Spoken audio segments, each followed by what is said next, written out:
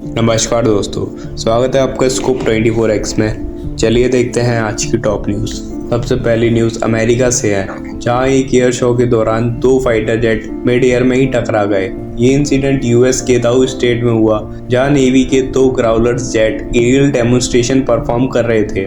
Reports के according दोनों jet हवा में ही एक दूसरे से कोलाइड हो गए और उसके बाद क्रैश कर गए। इस इंसिडेंट का वीडियो भी सोशल मीडिया पर काफी वायरल हो रहा है, जहां कोलिजन के तुरंत बाद जेट्स नीचे गिरते हुए दिख रहे हैं। सबसे रिलीफ वाली बात यह है, दोनों एयरक्राफ्ट में मौजूद टोटल 4 क्रू मेंबर टाइम पर इजेक्ट करने में सक्सेसफुल रहे और पैराशूट की हेल्प से सेफली लैंड कर गए। ऑफिशियल ने बताया कि सभी क्रू मेंबर्स स्टेबल कंडीशन में हैं और किसी स्पेक्टर के इंजर्ड होने की कोई खबर नहीं है। इंसिडेंट के बाद पूरा एयर शो तुरंत कैंसिल कर दिया गया और एरिया को लॉकडाउन कर दिया गया। एविएशन एक्सपर्ट के मुताबिक एयर शो फ्लाइंग काफी रिस्की होती है, क्योंकि इसमें एरर का मार्जिन बहुत कम होता है। फिलहाल यूएस नेवी इस पूरे इंसिडेंट की इन्वेस्टिगेशन कर रही है और क्रैश के एग्जैक्ट रीजन का पता लगाया जा रहा है। तो चलिए अब बात करते हैं रशिया से आ रही एक बड़ी खबर की, जहां मॉस्को रीजन में यूक्रेनियन ड्रोन अटैक में एक इंडियन वर्कर की मौत हो गई है, जबकि 3 इंडियन वर्कर इंजर्ड बताए जा रहे हैं। इंडियन एम्बेसी ने कंफर्म किया है कि अटैक के बाद ऑफिशियल हॉस्पिटल भी पहुंचे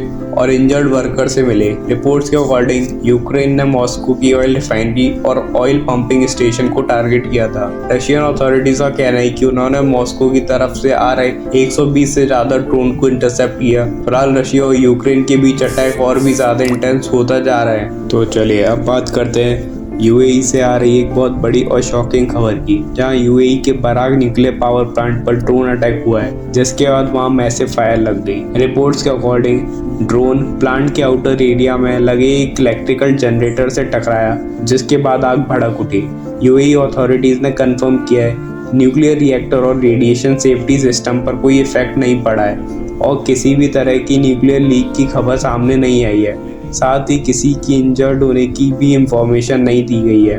अभी तक किसी ग्रुप ने ऑफिशियली इस अटैक की रिस्पॉन्सिबिलिटी नहीं ली है, लेकिन एक्सपर्ट्स इसे मिडिल ईस्ट में चल रही ईरान, यूएस और इजराइल टेंशन से जोड़कर देख रहे हैं। रिपोर्ट्स के अकॉर्डिंग पिछले कुछ हफ्तों में गल्फ रीजन में ड्रोन अटैक्स और ऑयल इंफ्रास्ट्रक्चर पर हमले काफी ज्यादा बढ़ गए हैं। इसी बीच स्ट्रेट ऑफ हॉर्मुज को लेकर भी टेंशन काफी हाई चल रही है, जो दुनिया का सबसे इम्पोर्टेंट ऑयल शिपिंग रूट में से एक माना जाता है और इसी वजह से ग्लोबल ऑयल मार्केट और इंटरनेशनल सिक्योरिटी को लेकर भी कंसर्न और बढ़ गए हैं। तो चलिए अब बात करते हैं अगली इंटरनेशनल न्यूज की।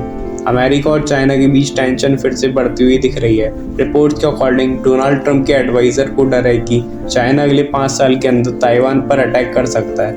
ये कंसर्न ट्रंप और चाइनीज प्रेसिडेंट शी जिनपिंग के रीसेंट समिट के बाद सामने आया है। एडवाइजर का मानना है कि चाइना अब खुद को अमेरिका की इक्वल पावर के रूप में देख रहा है और ताइवान को अपने हिस्सा मानता है। सबसे बड़ी टेंशन सेमीकंडक्टर इंडस्ट्री को लेकर है, क्योंकि ताइवान दुनिया का मेजर चिप प्रोड्यूसर है। एक्सपर्ट का कहना है कि अगर चाइना ताइवान कॉन्फ्लिक्ट होता है तो ग्लोबल टेक मार्केट और सप्लाई चेन पर बहुत बड़ा इम्पैक्ट पड़ सकता है। इसी बीच ट्रम्प का एक स्टेटमेंट काफी ज्यादा वायरल हो रहा है, जहां उन्होंने ताइवान को दिए जाने वाले वेपन्स डील को नेगोशिएशन चिप बताया है। इस स्टेटमेंट के बाद ताइवान में भी कंसर्न बढ़ गया है। ताइवान ने रिस्पॉन्स देते हुए कहा कि वो एक सॉवरेन और इंडिपेंडेंट डेमोक्रेटिक कंट्री है और बीजिंग के क्लेम्स का कोई मतलब नहीं है। अब देखना होगा कि आने वाले टाइम में यूएस चाइना रिलेशन किस डायरेक्शन में जाते हैं, क्योंकि ताइवान इशू को लेकर टेंशन लगातार बढ़ते हुए नजर आ रही है।